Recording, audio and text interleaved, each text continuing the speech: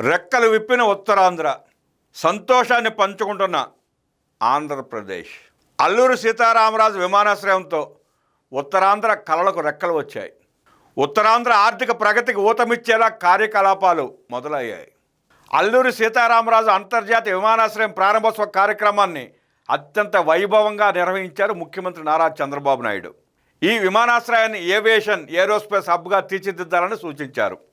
ASR international ఎయిర్పోర్ట్ను ప్రారంభించేందుకు వచ్చిన ప్రధాని మోదీజీకి ఘన స్వాగతం పలికేలా కార్యక్రమాలు నిర్వహించారు. విశాఖలోని పోర్ట్ గెస్ట్ హౌస్ నుంచి వీడియో కాన్ఫరెన్స్ ద్వారా ముఖ్యమంత్రి చంద్రబాబు అధికారులతో సమీక్ష నిర్వహించారు. తెలుగు కళలు, సంస్కృతి, వారసత్వ వైభవాన్ని చాటేలా విమానాశ్రయ ప్రాంగణాన్ని తీర్చిదిద్దారు. ఆంధ్రప్రదేశ్ సంస్కృతి, సంప్రదాయాలు, కళలు ఉట్టిపడేలా అల్లూరి సీతారామరాజు విమానాశ్రయాన్ని అలంకరించారు. విమానాశ్రయ స్వాగత ద్వారం వద్ద ఆకట్టుకునేలా భారీ స్థాయి ఏటి కొప్పాక కళాకృతి ఏర్పాటు చేశారు.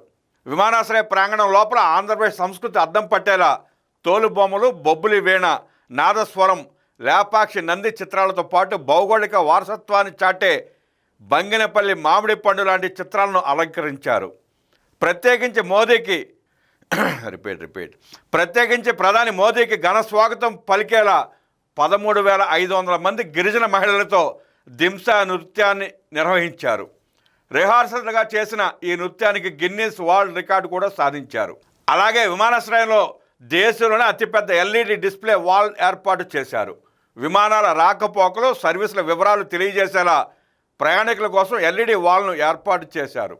ఉదయం 10:45 ఢిల్లీ నుంచి అల్లూరి సీతారామరాజు అంతర్జాతీయ విమానాశ్రయానికి చేరుకున్నారు ప్రధాని మోదీ. రాష్ట్ర గవర్నర్ ఎస్ అబ్దుల్ నజీర్, ముఖ్యమంత్రి నారా చంద్రబాబు నాయుడు, డిప్యూటీ సీఎం పవన్ కళ్యాణ్, కేంద్ర పౌర విమానయాన శాఖ మంత్రి కె రామ్మోహన్ నాయుడు తదితరులు ఘనంగా స్వాగతం పలికారు. అనంతరం 10:58 ప్రధాని ఎయిర్పోర్ట్ టెర్మినల్ భవనాన్ని ప్రారంభించారు.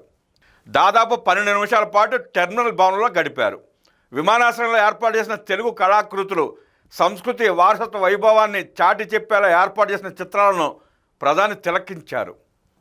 టెర్మినల్ భవనం నుంచి బహిరంగ సభా వేదిక వద్దకు చేరుకునే సమయంలో ప్రధాని మోదీకి గిరిజన సంప్రదాయ నృత్యంలో దింసాతో మహిళలు, బాలికలు ఘన స్వాగతం పలికారు. ఏకరూప దుస్తులు ధరించిన గిరిజన మహిళలు, బాలికలు దింసా నృత్యంతో ప్రధానికి, ఇతర అతిథులకు విశిష్టమైన స్వాగతం పలికారు. అనంతరం బహిరంగ సభా వేదిక ప్రాంగణానికి చేరుకున్నారు ప్రధాని Modi, CM Chandrababu, deputy CM Pawan Kalyan.